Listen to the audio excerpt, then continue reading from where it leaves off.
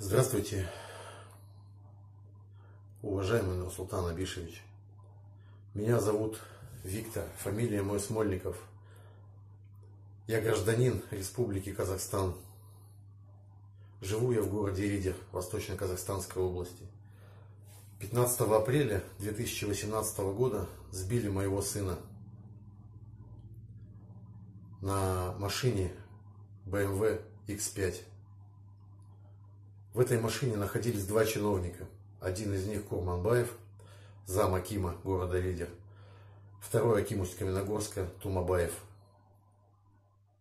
Они отдыхали на базе отдыха Сосновый Бор. После того, как изрядно выпили в своей компании, в этой компании находился также начальник ОВД города Ридера. После того, как они выпили, они направились в город. Направились, нарушая все правила дорожного движения. Их сопровождала машина Peugeot 811 черного цвета. Служебная машина, которая принадлежит начальнику ОВД города Ридер. У меня есть видеозапись с регистратора, на которой видно, как машина Peugeot сопровождает машину, нарушавшую все правила дорожного движения, BMW X5. Заехав в город, они сбили моего сына, который шел со своей девушкой. Моему сыну было 18 лет. Он улетел во враг. Тормозной путь у машины был 43 метра. Тормозила машина не сразу, как сбила сына моего. После того, как проехала, потом началось растормаживание. Как остановилась машина, водитель и его пассажир вышли, спустились во враг, посмотрели, что мой мальчик мертв. Аким Усть-Каменогорска вышел из оврага, сел в машину, пройдя мимо сотрудника полиции, который не задержал его, и угнал машину BMW X5 с места аварии. Его догнали за несколько километров от ДТП сотрудники полиции. Вернули машину на место, поставили в другом направлении ее. Но Тумабаева в этой машине уже не было. После того, как я похоронил сына, я пришел в полицию. Меня сразу позвал на разговор начальник ОВД города Ридер. Я задал ему вопрос: вы знаете, что Курманбаев был пьян? Он сказал да. Я задал следующий вопрос: а знаете, что машина уехала с места аварии? Его ответ был: машина никуда не уезжала. Я говорю: у меня есть видеозапись с регистратора. Когда я ему показал,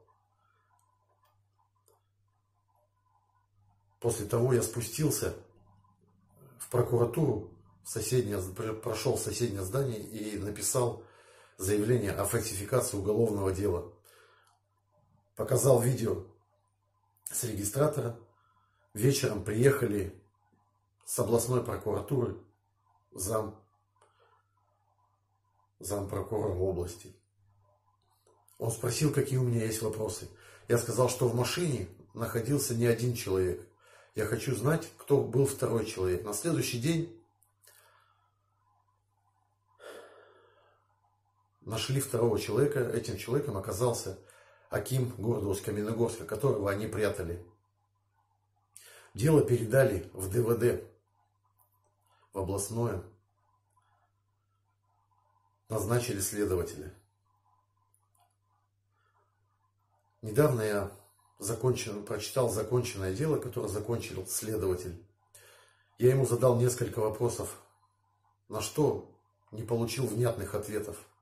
Почему не допросили всех, кто выпивал с двумя чиновниками, которые сбили моего сына? Почему не допросили? Он сказал, что уже допросил всех, кого нужно, и они дали показания, что Курманбаев был пьян. Но я считаю, что, может быть, за рулем сидел и не Курманбаев. И поэтому я задал следующий вопрос следователю. Я спросил, почему на оплетке руля, который они изъяли, нашли только печатки Курманбаева, если после Курманбаева сидел и Тумабаев за рулем, когда угонял машину.